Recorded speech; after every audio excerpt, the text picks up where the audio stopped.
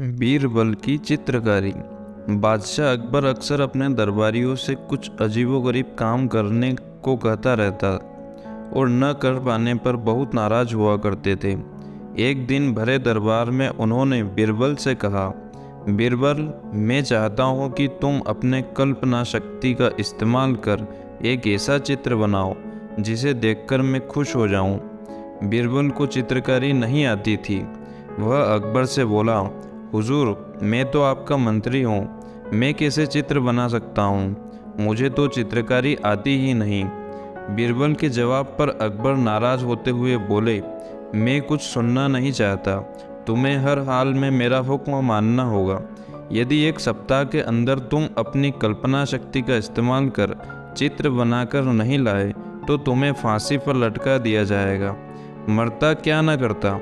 बीरबल को अकबर का हुक्म मानना ही पड़ा। वह घर लौट आया और सोचने लगा कि कैसे अपनी जान बचाई जाए। आखिरकार उसे एक उपाय सूझ ही गया। फिर वह एक सप्ताह तक आराम से घर पर रहा। एक सप्ताह बाद जब वह अकबर के दरबार में गया तो साथ में एक चित्र भी लेकर गया। वह चित्र उसने एक कपड़े में ढक रखा था। अकबर बीरबल को देखकर खुश हो गए कि उसने उनका हुक्म माना है, लेकिन जैसे ही उन्होंने चित्र के ऊपर से कपड़ा हटाया, उनका चेहरा उतर गया। दरबारी भी हैरान हो गए कि एक पल में बादशाह की खुशी कहाँ गायब हो गई।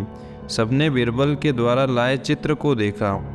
उसमें एक कोरा कागज भरा था जिसमें चित्र का कोई नामो निशान नहीं था।